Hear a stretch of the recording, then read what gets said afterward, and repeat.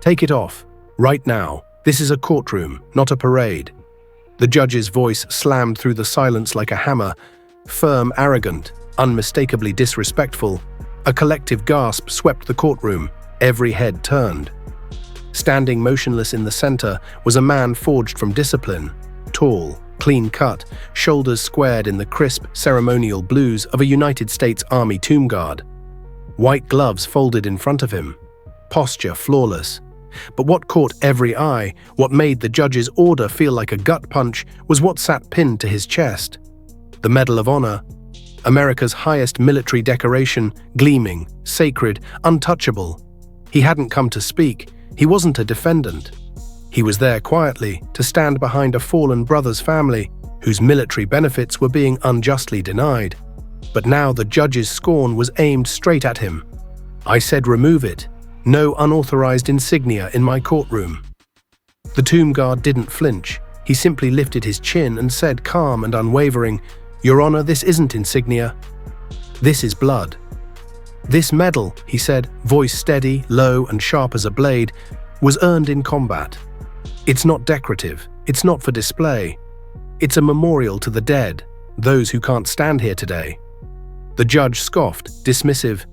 "You're not at Arlington. You're not guarding a tomb. You're in my courtroom. That's a lawful order." Murmurs stirred through the crowd like a warning. Veterans in the gallery sat up straighter, some clenched caps.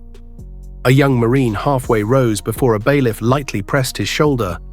But the tomb guard stood locked in place, like steel. "With all due respect, Your Honor," he replied, voice as cold as the marble tomb he once walked beside, "you may command this room, but you do not command this medal. It doesn't belong to me. It belongs to the fallen. I wear it because they can't." The judge's face burned red.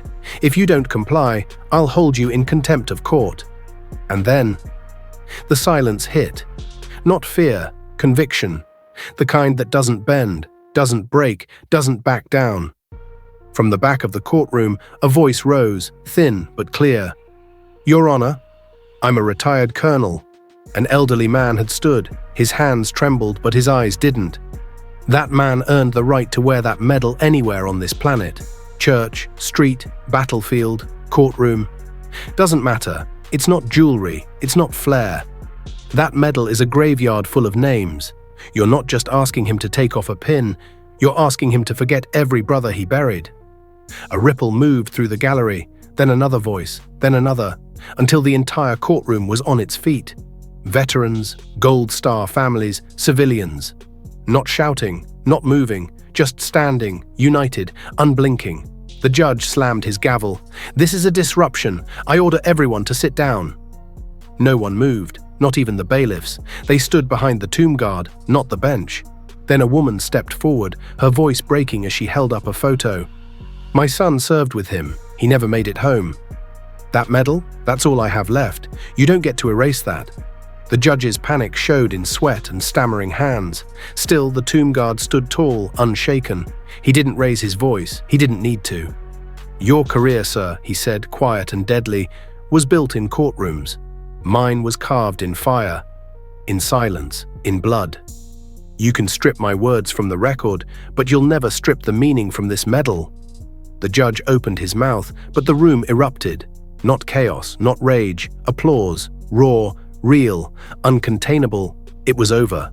The moment hit the internet like a tidal wave. The clip exploded on news, on TikTok, on every veteran forum in the country. By sunrise, tens of thousands of signatures flooded petitions. By nightfall, the judge was trending, for all the wrong reasons. Disgraced, not by scandal, but by his failure to grasp what honor really is. Under relentless public pressure, he resigned, forced out not by outrage, but by truth. He had tried to silence valor, and valor never forgets.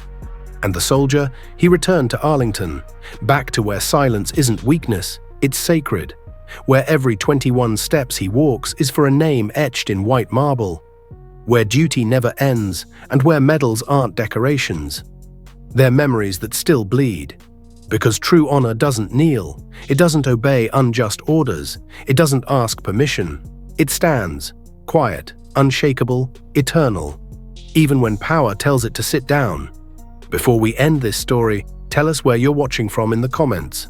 If this moment hit you in the heart, hit that like button, subscribe, and type karma in the comments to honor those who gave everything and were never meant to be forgotten.